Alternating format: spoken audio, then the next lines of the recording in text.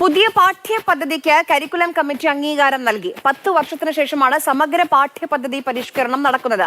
1, 3, 5, 7, 9 ക്ലാസുകളിലെ 173 പുസ്തകങ്ങൾ പരിഷ്കരിച്ചുവെന്ന് മന്ത്രി വി ശിവൻകുട്ടി. 9 ക്ലാസുകളിലേക്ക് തയ്യാറാക്കിയ 173 ടൈറ്റിൽ പാഠപുസ്തകങ്ങൾക്കാണ് അംഗീകാരം നൽകിയത്. കേരളത്തിൻ്റെ പാഠ്യപദ്ധതിയും അതിൻ്റെ തുടർച്ചയായി പാഠപുസ്തകങ്ങളും സമഗ്രമായ മാറ്റത്തിന് വിധേയമാവുകയാണ്. 2,09,00,000 പാഠപുസ്തകം വേണ്ടിവരും. പാഠപുസ്തകങ്ങൾ പുറത്തിറങ്ങുന്നതോടൊപ്പം ഡിജിറ്റൽ പതിപ്പും പ്രസിദ്ധീകരിക്കും. നിരവധി പ്രത്യേകതകൾ ഇത്തവണത്തെ പാഠ്യപദ്ധതി പരിഷ്കരണത്തിലുണ്ട്. എല്ലാ പാഠപുസ്തകങ്ങളിലും ഭരണഘടനാ ആമുഖം ചേർത്തിട്ടുണ്ട്.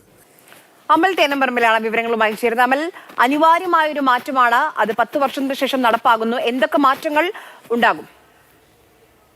പാഠ്യപദ്ധതി പരിഷ്കരണം വരികയാണ്. അതായത് 10 വർഷത്തിന് മുൻപാണ് ഇത്തരത്തിൽ സമഗ്രമായി ഈ പുസ്തകങ്ങൾ ഇങ്ങനെ പരിഷ്കരിച്ചിരുന്നത്. ഇപ്പോൾ വീണ്ടും പരിഷ്കരണം ഉണ്ടാവുകയാണ്. കരിക്കുലം കമ്മിറ്റി അതിന് അംഗീകാരവും നൽകിയിട്ടുണ്ട്. പുതിയതായി 2 ലക്ഷത്തോളം വരുന്ന പുസ്തകങ്ങൾ അച്ചടിച്ച് വിദ്യാർത്ഥികൾക്ക് വിതരണം ചെയ്യേണ്ടി വരും. സമയബന്ധിതമായി ഇത് പൂർത്തിയാക്കും എന്നുള്ളതാണ് പറയുന്നത്.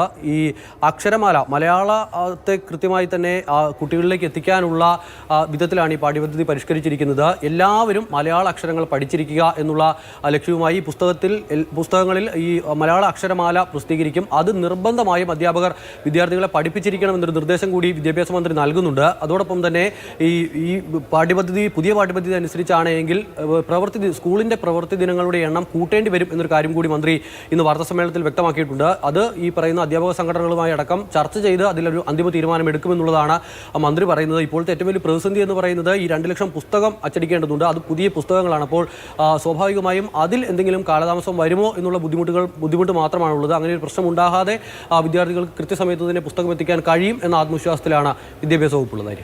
ശരി.